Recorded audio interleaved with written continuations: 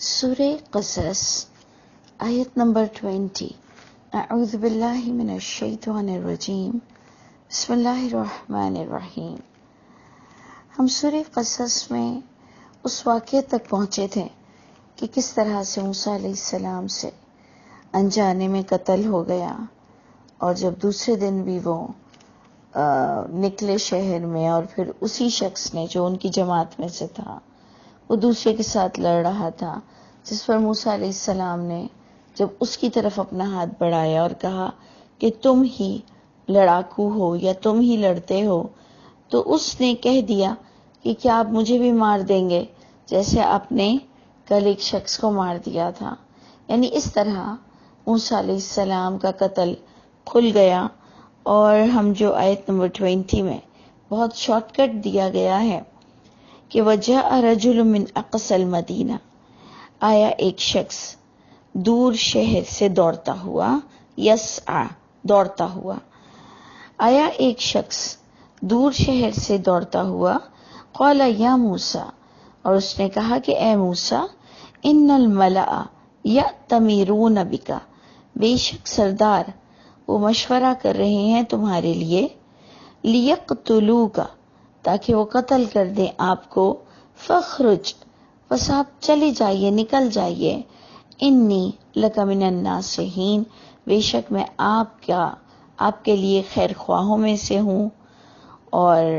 آپ کو نصیحت کر رہا ہوں کہ آپ یہاں سے نکل جائیں۔ اور موسیٰ علیہ السلام جو کہ ایک زمانے میں دوبارہ آئیں گے فرعون کے پاس اور کہیں گے کہ ٹھیک ہے، یہ مجھ سے غلطی ہوئی تھی کہ میں بھاگ گیا وہاں سے ڈر کے مارے، اور آج میں دوبارہ وہیں تمہارے پاس پہنچا ہوں۔ لیکن اس وقت موسیٰ علیہ السلام سے جلد بازی میں یہی فیصلہ انہوں نے کیا، انہوں نے اپنی غلطی مانی بھی، اور اللہ کی شان یہ ہے کہ اللہ تعالیٰ نے انہیں رسول بنا کر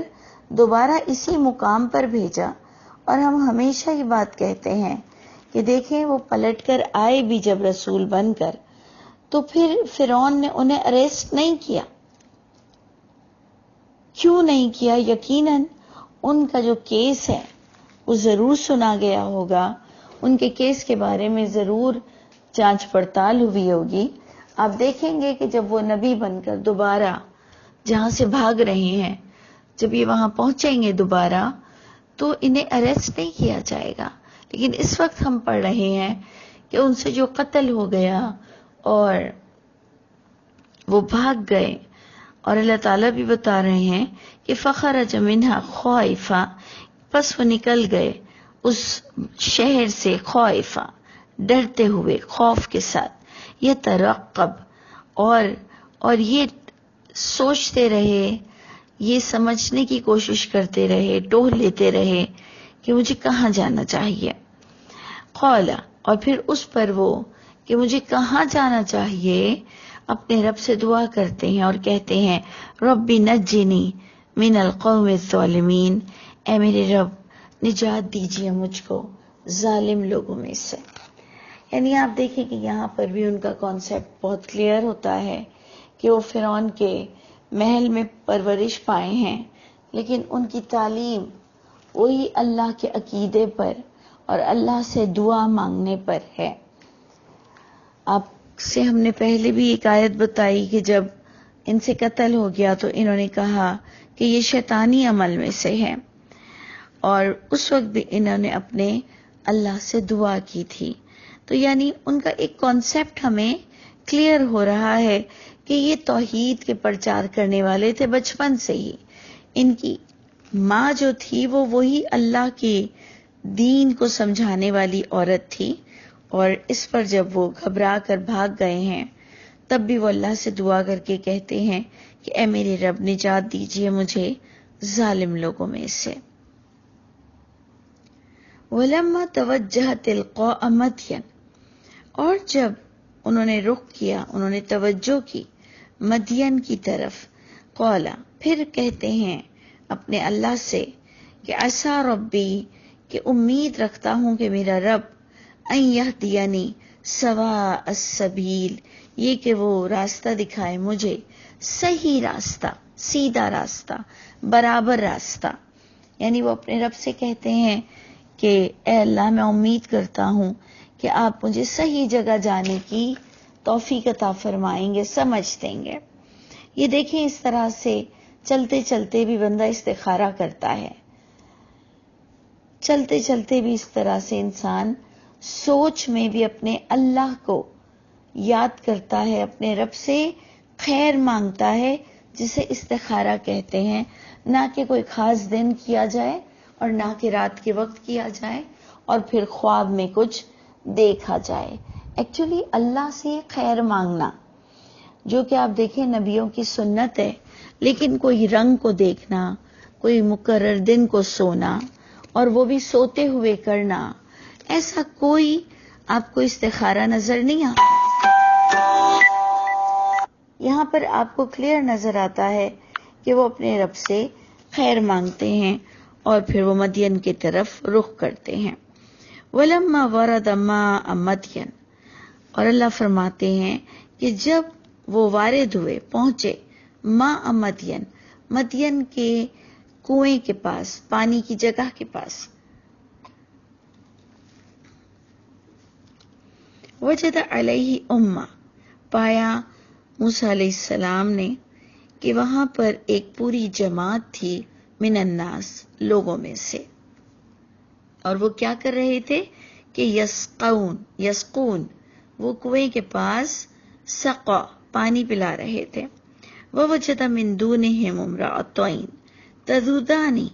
اور پایا موسیٰ علیہ السلام نے اپنے علاوہ بھی دو عورتوں کو کہ جو الگ کھڑی ہوئی تھیں.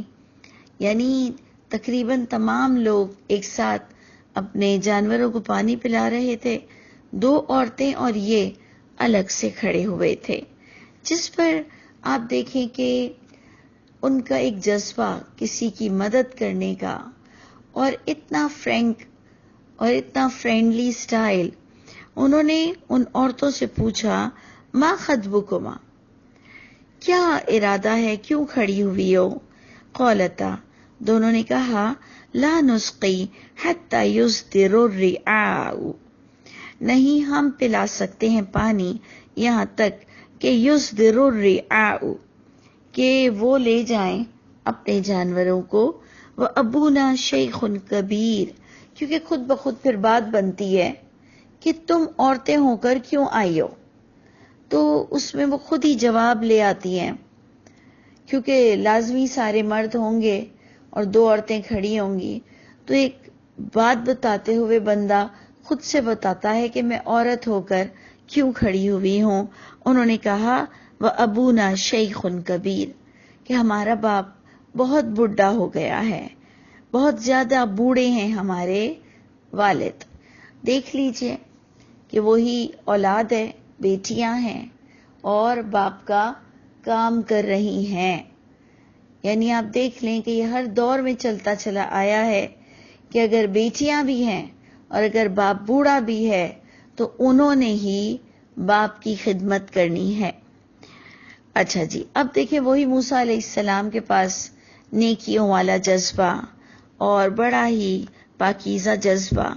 اللہ بتا رہے فسقا لہما، پس پلایا موسیٰ علیہ السلام نے ان دونوں کے لیے، یعنی ان کے جانوروں کو پانی پلایا.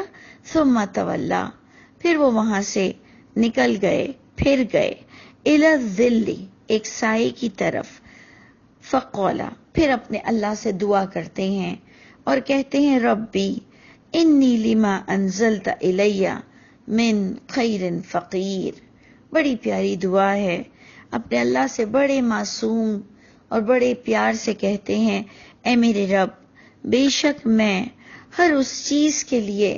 جو آپ نازل فرما دے میری طرف، من خیر، کوئی خیر، کوئی بھلائی، کوئی مال، کوئی چیز، اے اللہ میں فقیر ہوں، میں محتاج ہوں، اے اللہ میں ضرورت مند ہوں، اے اللہ مجھے میری مدد کر دیجئے، مجھے آپ کی طرف سے کوئی بھی خیر نازل کر دیجئے جس سے ہم سمجھ سکتے ہیں کہ انہیں بھوک لگ رہی تھی، انہیں کوئی آسرے کی ضرورت تھی، وہ اللہ سے پھر خیر مانگتے ہوئے، پھر استخارہ کرتے ہوئے کہہ رہے ہیں، اس میں ضروری نہیں 2 نفل پڑھ رہے ہیں، وہ اپنے رب سے دعا کرتے ہوئے خیر مانگتے ہیں کہ اللہ میرے لیے کوئی سبب جگہ دیجیے، اور یہ دعا کرتے ہیں، اور اللہ تعالی ہمیں بتا رہے ہیں کہ فجاءتہ احداہما، پس آئی ان 2 لڑکیوں میں سے ایک لڑکی، تمشی علی استحیاء، وہ چلتی ہوئی آئی بہت شرم و حیا کے ساتھ۔ دیکھیں اللہ تعالیٰ ایک ایک بات بتا رہے ہیں آپ کو کہ وہ کوئی ایسی ویسی لڑکیاں نہیں تھیں، وہ بہت ہی شرم و حیا کے ساتھ ان کے پاس آئی، قالت، اور کہنے لگی کہ ان ابی یدعوکا، بے شک میرا باپ وہ بلا رہا ہے آپ کو، لیجزیکا اجر ما سقیت لنا، کہ تاکہ وہ جزا دے آپ کو اس اجرت کی، ما سقیت لنا، جو پانی پلایا آپ نے ہمارے لیے، یعنی ہمارے جانوروں کو جو آپ نے ہماری مدد کر دی، ہمارا باپ آپ کو اس کی اجرت دینا چاہتا ہے۔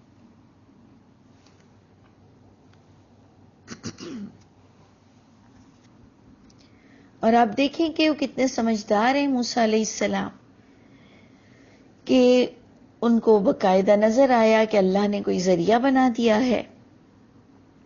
اور یہاں پر آیت بتاتی ہے کہ فَلَمَّا جَاءَهُ، پس جب وہ آئے اس شخص کے پاس، یعنی ان لڑکیوں کے باپ کے پاس، وَقَصَّ عَلَيْهِ الْقَصَص، اور قصہ سنایا اس باپ پر، ان کے باپ پر انہوں نے اپنا قصہ، جس پر وہ باپ بھی دیکھیں کیا کہتا ہے، کہ جو بالکل کلیئر لگتا ہے کہ وہ بھی اللہ کو ماننے والا اور موسیٰ علیہ السلام کے ہی کانسیپٹ کا آدمی تھا، جس کو لوگوں نے کنسیڈر بھی کیا ہے شعیب علیہ السلام سے، کیونکہ یہ مدین کی طرف گئے اور مدین کی طرف شعیب علیہ السلام کو کنسیڈر کیا جاتا ہے۔ انہوں نے کہا لا تخف، خوف مت کیجئے، نجوت من القوم الظالمین، کہ شکر ہے کہ آپ کو نجات مل گئی ظالم قوم سے۔ قالت، اب ایک لڑکی کہنے لگی، احداہما، ان 2 بہنوں میں سے ایک کہنے لگی اپنے باپ کو کہ یا ابتی، اے میرے باپ، استاجرہ، اجرت پر رکھ لیجئے اس شخص کو، ان خیر من استاجرت القوی الامین، کہ بے شک بہترین ہے وہ شخص جو